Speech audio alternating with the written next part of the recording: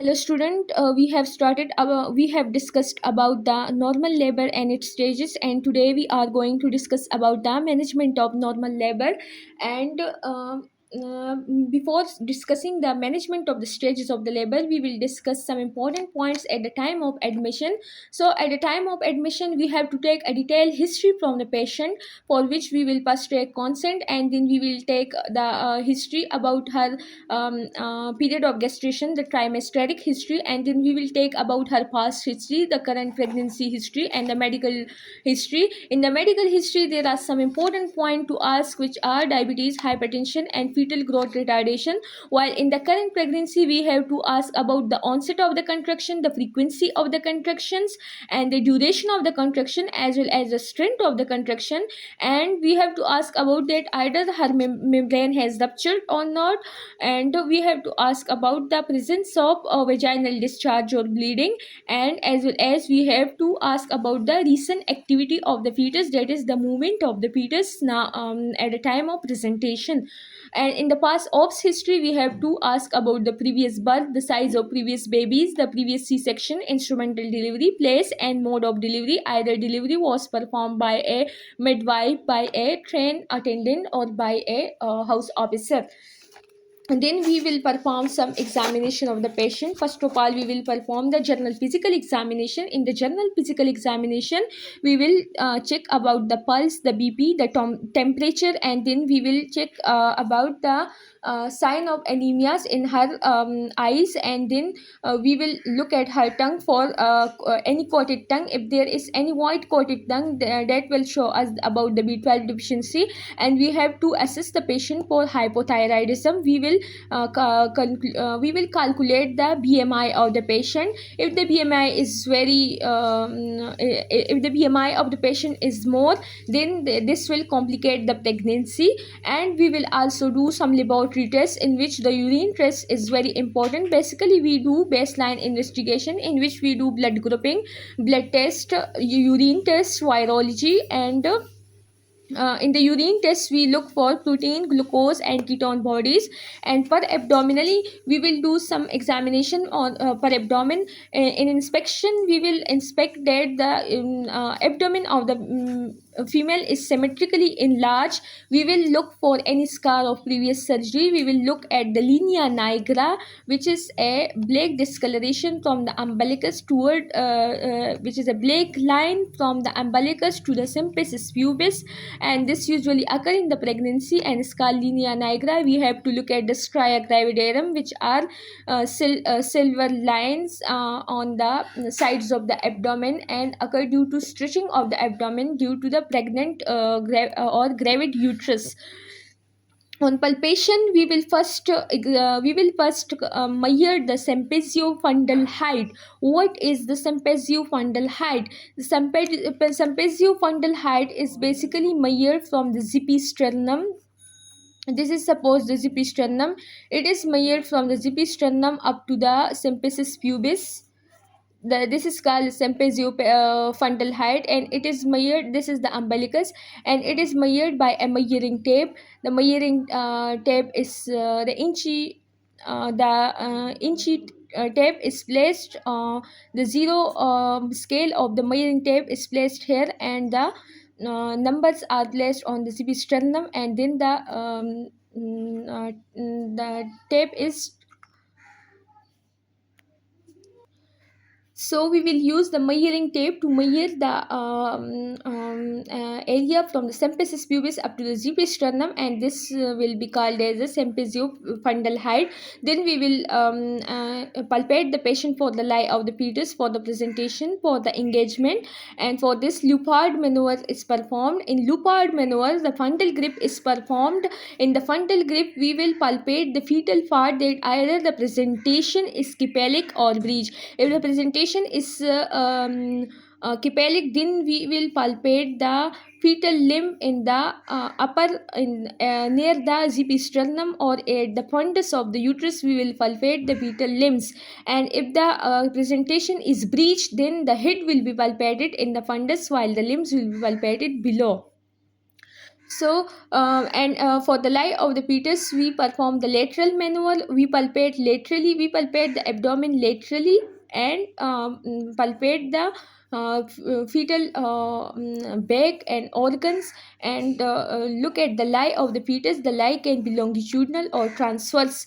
If the longitudinal, the fetal will be lie, the longitudinal axis of the fetus will be parallel to the longitudinal axis of the mother. If it is transverse, then the longitudinal axis of the fetus will be at 90 angle of to the longitudinal axis of the mother. This is suppose the longitudinal axis of the mother, and this is the longitudinal axis of the fetus, and it lie at 90 degree to the longitudinal axis of the mother. This will be called the lie of the fetus. And in engagement, we will palpate the head of the fetus per abdominally. If the head of the fetus is palpated about 2/5 per abdominally, it's mean that the fetal head has engaged. But if it is palpated 3/5 or 4/5 per abdominally, it's mean that the head is not engaged. And if it is not palpable, then it's mean that head is fully engaged. If there is doubt that heat is high, then we perform ultrasound to look at the duplex form, or the position, the mal position, which is the occipito-posterior position, or to look at the fibroid or placenta previa. After abdominal examination, on abdominal examination, we can also assess about the contraction of the uterus by palpating the uterus, and there should be minimum 1 contraction every 10 minutes, or maximum 3 to 4 contraction every 10 minutes. And we can also perform vaginal examination. For vaginal examination, we will explain the procedure to the patient and will take consent. And some female find uncomfortable, so we have to explain the procedure and take a proper consent. And it is performed by 2 finger, that is the index finger and the middle finger. And cervix is then examined for the length, for the effacement, for position, consistency and dilatation. At 36 week of pregnancy, the length of cervix is 3 centimeter. And the effacement is basically the shortening of the cervix. And this length of the cervix get shortened at the time of labor. And the position, ideal position is anterior position of the cervix. Consistency, basically it get soft during the labor. And dilatation, about 4 centimeter, at about 4 centimeter dilatation, the cervix is fully effaced. Dilatation is basically from 0 to 10. In the latent phase of the labor, in the latent phase of the first stage of labor, it is get dilated about 3 to 4 centimeter. And in the active phase, it get dilated about in the active phase, it get dilated about 10 centimeter, that is up to full dilatation. Then on the PV examination, we can also assess the position by locating the occiput, that is by locating the sutures of the fetus and the occiput. If the occiput and the symphysis pubis are in relation with each other, then the position will be called occipito-anterior position, and it is the most ideal position for spontaneous vaginal delivery. We will also assess the patient for the station. If the station is 0, it's mean that the fetal head is at the level of the ischial spine. It's mean that the fetal head has engaged. If the station is +1, it's mean that the fetal head is 1 centimeter below the ischial spine. And if the station is -1, it's mean that the fetal head is -1 centimeter above the ischial spine. If the station is +2, it's mean that the fetal head is 2 centimeter below the ischial spine. Then we have to look about the molding. What is molding? Molding are basically the overlapping of the parietal bone over the occipital bone and over the frontal bone. The molding is basically the overlapping of the fetal. These are suppose the parietal bone of the fetus. These are the parietal bone of the fetus, and these are the frontal bone, and this is the occipital bone. The parietal bone will be overlapped on the occipital bone and the frontal bone to decrease the diameter of the fetal head to pass easily in the birth canal. So this is called the molding. And if we are unable to locate the fontanelle, it's mean the flex is the height is either flexed, the position is either occipito posterior position, that is the occipit is not in relation with the symphysis pubis, or there is severe molding.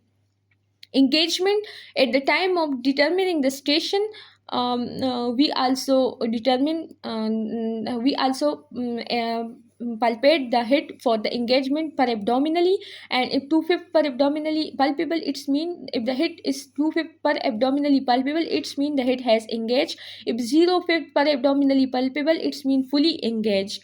Membranes condition, in pervaginal examination we also look at the membranes condition. If ruptured, then if the membranes are ruptured, then we look at the color of the fluid, the amniotic fluid. If the color is clear, it's mean there is no pathology. But if the amniotic fluid are blood stain or meconian stain, that is if they are green, or if there is blood stain, if they are blood stain, then it's mean that the fetal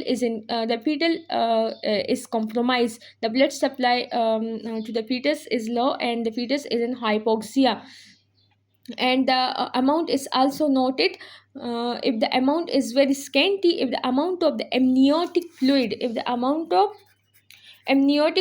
very scanty, it's mean the fetal is compromised. If the color of amniotic fluid is red or green due to meconian stain or blood stain, it's mean the fetal is compromised. Thank you. If you people are liking my video, please subscribe to my channel and share my videos.